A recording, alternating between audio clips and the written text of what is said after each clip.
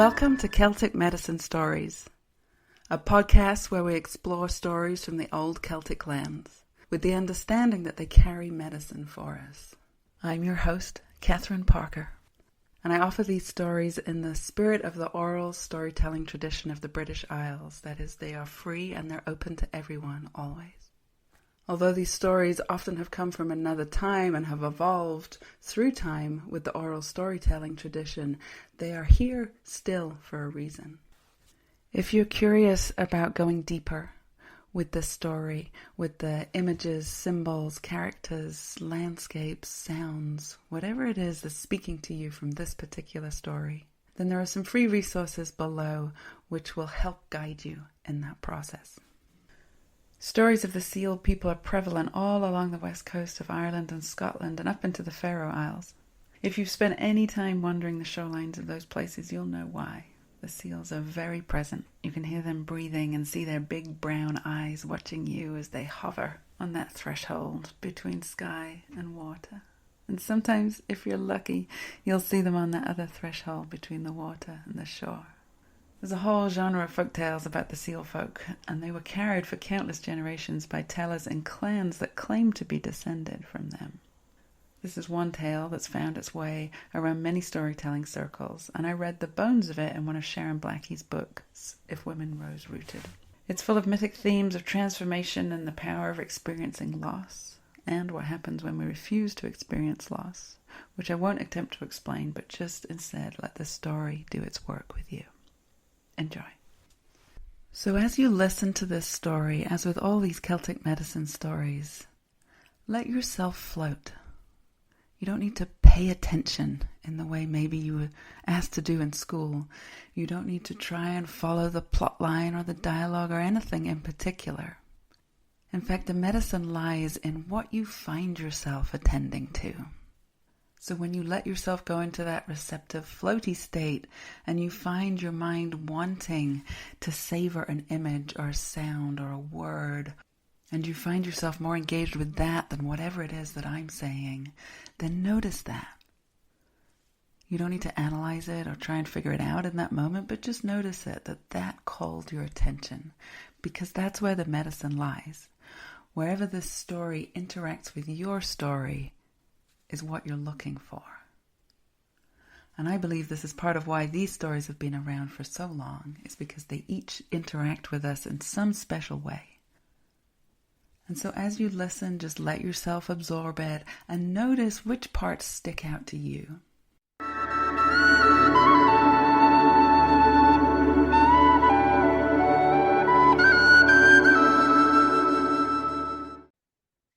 It is well known amongst the seal people that it is possible on a full moon to come out of your cave, under the water, into the open sea, glide up onto the shore, and slip out of your skin and take human form.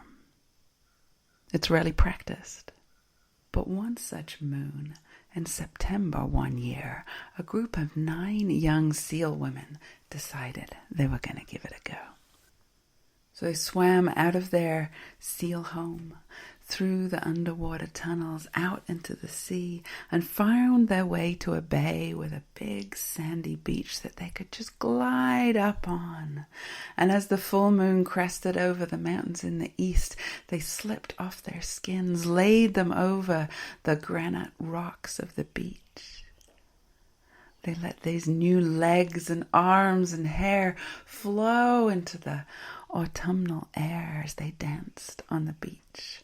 All 9 of them giddy with joy, with the delight of this new shape, this new form that they could take. And they danced with those legs, pressing them into the sand, stepping across the rocks, holding each other's hands as they swirled around and around and around under the moonlight. Now little did they know that one of the fishermen from the village had been walking on the beach as they came out, and he'd hidden behind one of the rocks, and he was watching them. Now this young man was a lonely young man. He'd been doing his best to find himself a wife, but something just wasn't fitting with any of the girls in the village. He'd even been to some neighboring villages. He couldn't find someone to settle down with, and all his friends were marrying and having children, and he's feeling really lonely. So he had taken to walking on the beach at night. And there he was. He watched these Selkies come out of the sea and slip their skins off. And he didn't know what to do, so he just hid behind a rock so they wouldn't see him. And he watched them dance, amazed. And he thought to himself, maybe one of these women would want to be my wife. And without thinking about it too much, he made his way behind the rocks in the dark to the rock where they had laid their skins, and he pulled on one, he tugged it, and it came loose, and he quickly folded it up, and he stuffed it in his pocket, and he went back behind another rock. Now, as the moon made her way across the sky and started heading for the west, the Selkie women knew they needed to get back into the sea, and so they went over and started putting their skins back on, slipping them onto their feet and up their legs, and covering their heads, letting their flippers form again. But one woman could not find her skin. Where was it? She frantically started looking around the rock. As the sun was starting to crack, that grey dawn light starting to appear in the east, they knew they had to go, otherwise the magic would end and they'd be stuck here. So the other 8 seals swam into the sea while she was still looking. And then he showed himself. He came out from behind the rock and he said to her, "Hi, I have your skin." "Well, give it back." "Well, how about you come home with me and be my wife, and I'll give it back to you in 7 years." "What? 7 years? Give it back now." "No. I want you to come home and be my wife." She could see in the sea the eyes of her 8 sisters bobbing just above the surface, watching. She could feel them calling her, "Come, come." But there's no way she could come without her skin. So she turned to him. "You want a wife who has no choice? Really? Is that how you want to live?" But all he could see was her beauty, the form of this female body in front of him. That's all he could think about. He could hear his grandmother's voice somewhere in the back of his mind. "This is not right, this is not right, give it back, give it back." But he couldn't do it. He was overcome by the desire for this woman. So he said, "Be my wife. I'll treat you well. We'll be happy. I'll give it back in 7 years, I promise. Will you leave me no choice?" He took his coat off and he wrapped it around her and started leading her towards his home. She glanced back at her sisters and saw that one by one they started to dive under the water, making their way back to their seal home. And so it was that the seal woman became the fisherman's wife. And everyone in the village was very curious about where on earth she had come from. They'd never met her before. They didn't know her. They didn't know her family. Where had she come from? He didn't give anything away. And she just became accepted as part of the village. And he stayed true to his promise. He did treat her well. He made the beautiful home for her. He went out and he fished and he fished and he fished so he could bring back food for them and he could furnish their home, and he helped her with the chores and he treated her well. He sang her songs at night and told her stories of the island. And all was well. Mostly well. She settled into the life of the village and she learned how to churn the butter and how to weave and how to knit and how to grow potatoes and barley. And within a few months it was clear that she was with child.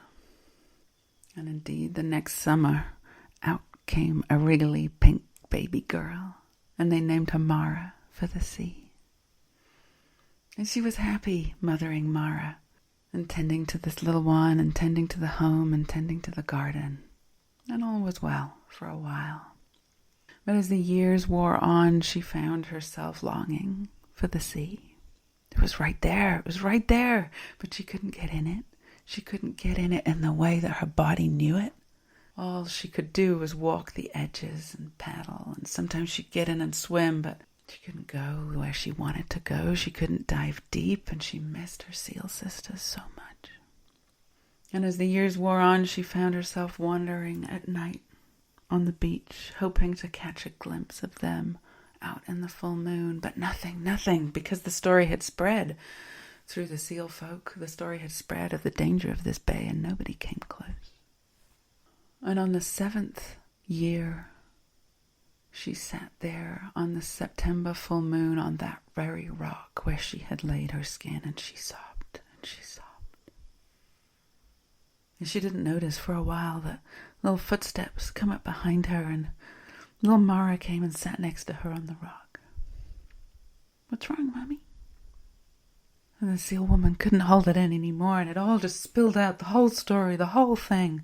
It spilled out, and she told Mara what had happened, and that she really wanted to get her skin back, just so she could go visit with her seal family and then come back. That's all. She just wanted to get her skin back. And she told Mara that she'd asked her father for the skin back, because he'd promised after 7 years that he'd give it back to her. But when she'd asked, he just said, "Oh, I can't remember where it is. I'll have to look for it. I'll look for it. I'm not sure where it is."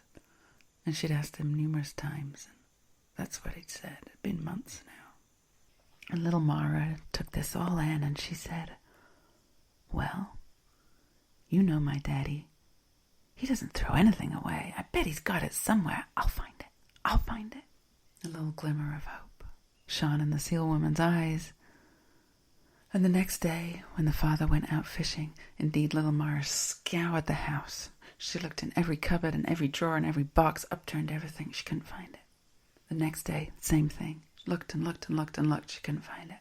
The next day, the third day, she looked again. By this time, that glimmer of hope had gone from her mother's eyes, and her mother had taken to her bed. She couldn't get up. She just lay in bed staring at the wall. Mara could see, even the father could see, that she was wasting away. Her skin was turning grey and dry, and her hair was lank, and she was losing weight. She wasn't eating, and she looked terrible. This only made Mara search further. So on the third day, she extended her search out of the house and went down to the little boathouse by the edge of the sea, and she turned it upside down, and she was about to despair at the very end of the afternoon when she just got in one of her father's boats. And there was an old coat laying in the bottom of it. And she picked up the coat, and she reached into the inside pocket, and there it was. She could smell it. It smelled just like her mother.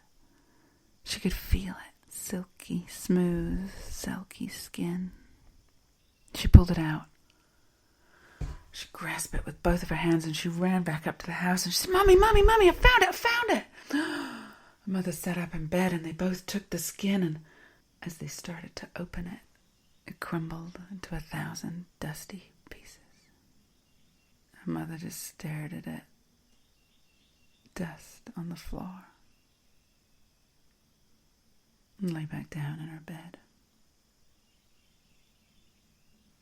The father, at this point, had taken to spending most of his evenings in the pub, because he didn't know what to do with what was happening. He could see his wife wasting, fading. He didn't know what to do. And that voice from his grandmother in the back of his mind was getting louder and louder and louder about how he shouldn't have done it, and he shouldn't have done it, and he shouldn't have done it. But that voice didn't offer any solutions either.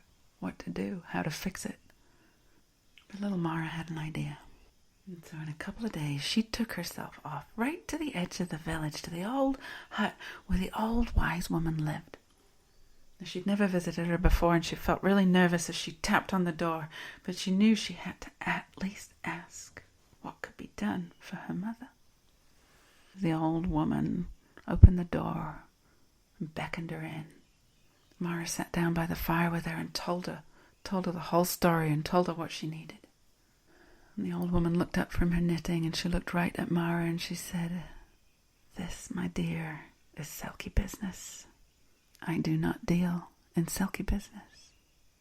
Mara's heart sank. but I know who does. Well, who is it? Tell me. How can I find her? Well, you can't find her, my dear. Your mother will have to go herself. And so the old woman told Mara what she needed to know.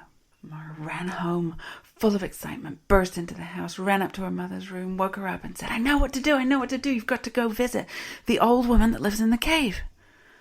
Oh, dear, I'm not going anywhere. I don't have the energy. No, you have to.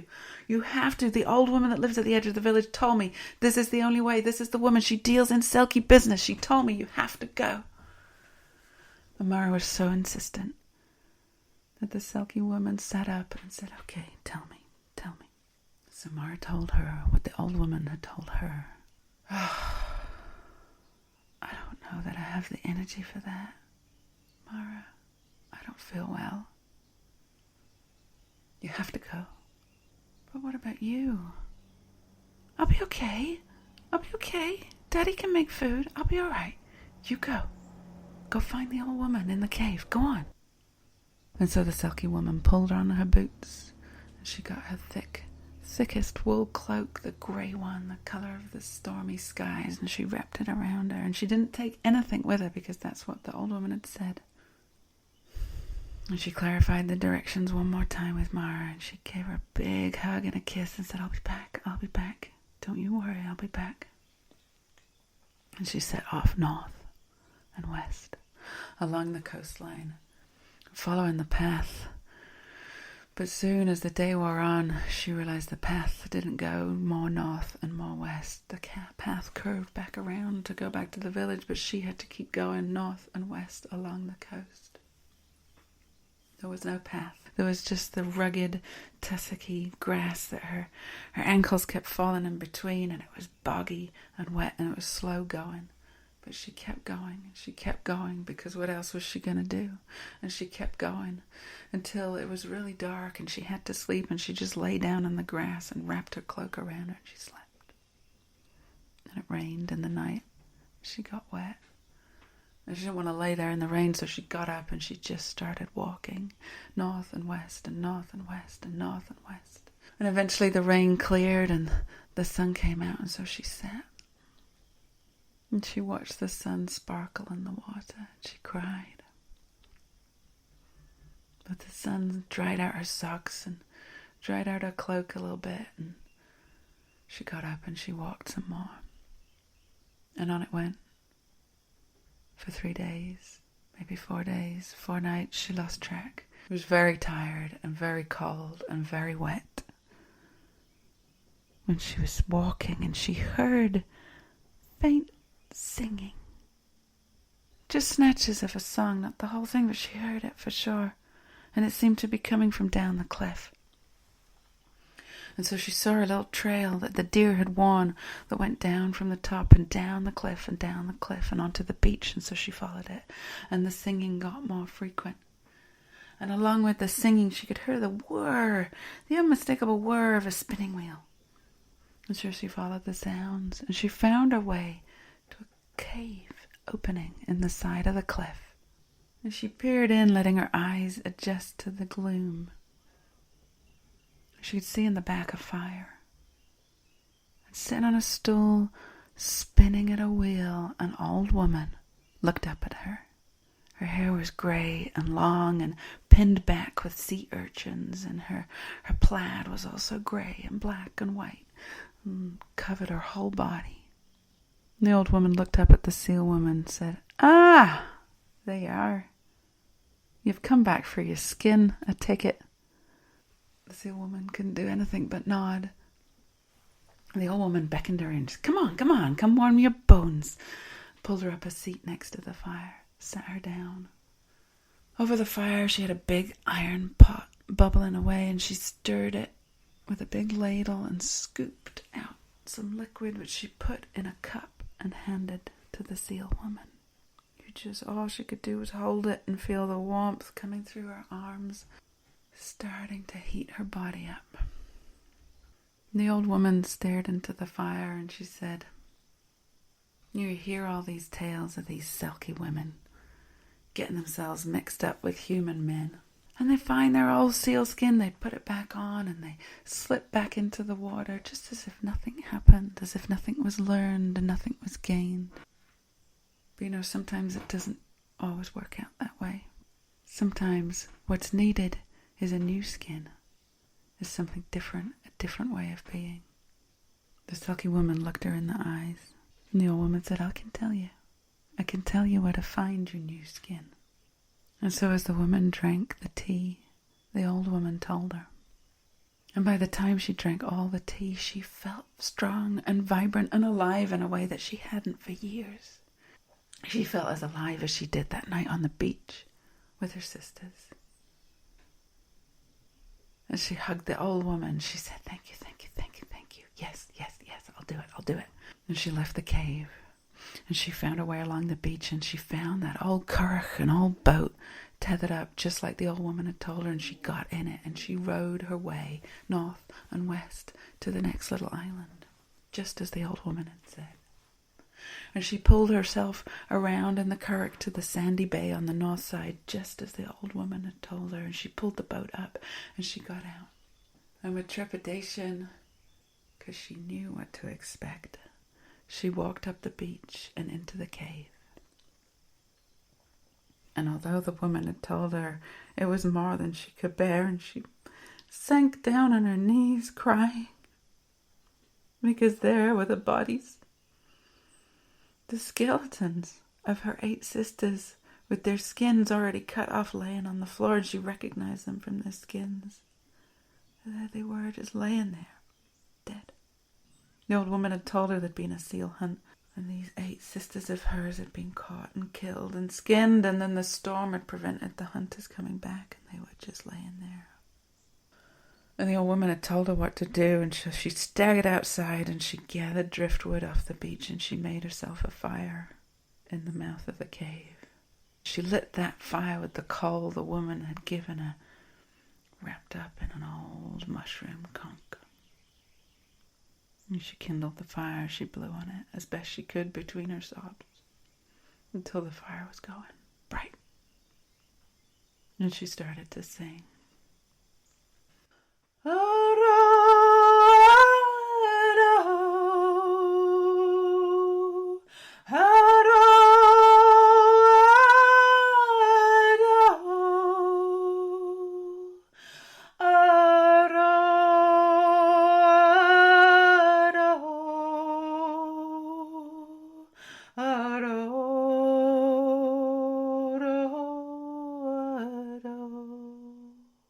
And she sang, and she sang, and she sang, and she cried, and she cried, and she cried,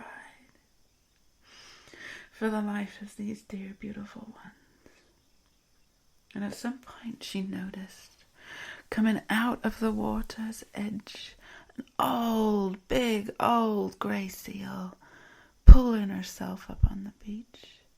She came over and she raised her big old seal head, and she joined in with the singing.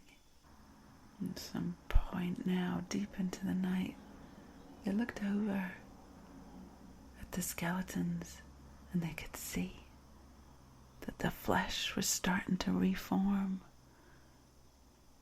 Bone and muscle and sinew and tissue and blood. And the bodies were starting to regrow on all of them except the smallest one. All 7 were starting to regrow, and she saw them get up in the gloom and get their skin and pull it on, and they came over to the fire to warm themselves, all except the one who was too young and too small and stayed in skeleton form, her skin laying on the floor. And she greeted the sisters, each of them in their seal form, hugging them, scratching them behind the ears, holding on to them. And as the dawn started to crack in the east, the old seal nodded to the skin laying on the floor, and the woman knew this one was for her, that her sister's sacrifice had gifted her a new skin. And she went and she picked it up and she held it, and she smelled it, and she knew whose it was. And she said to the sisters and to the old woman, I must go.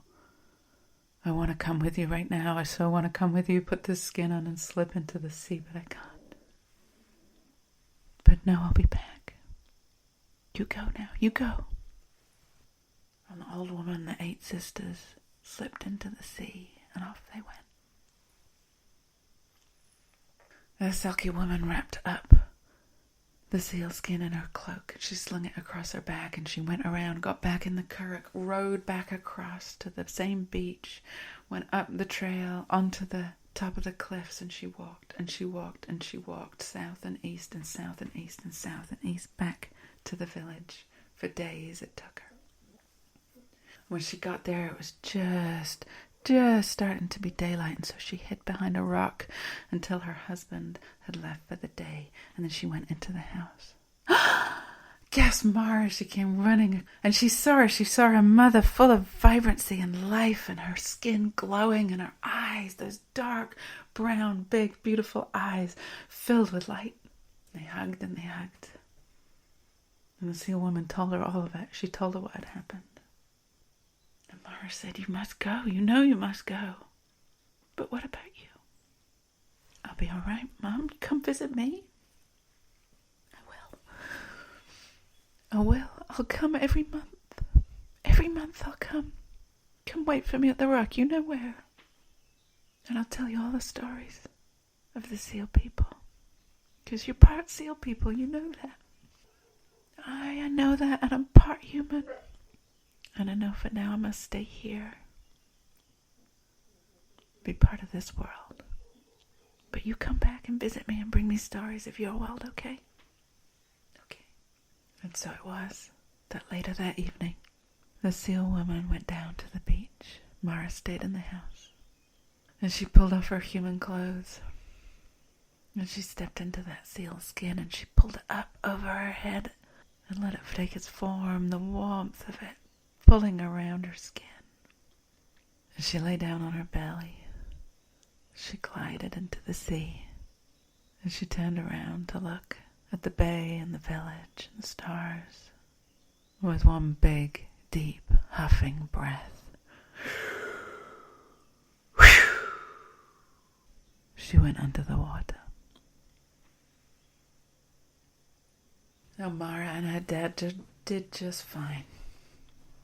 They found a way to live together without the mother. And every full moon, Mara would go and sit on the rock, and her mother, just as she'd promised, would come, slip off her skin, and sit with her and tell her stories of the seal people. And as Mara grew, she started to tell those stories in the village. And she started to travel along the coast to other villages, and she'd tell stories of the seal people so that everybody knew who they were and how they lived. And Mara became a bridge between the seal people and the human people. And she was known across the land and valued for the deep medicine she brought to the people. Thank you for listening to this episode of Celtic Medicine Stories. If you want to go deeper, check out my Working with Archetypes free email course. There's a link somewhere in these notes. You'll find it. And feel free to visit on my website, ancestralconnections.earth. I'd love to hear from you. Go well.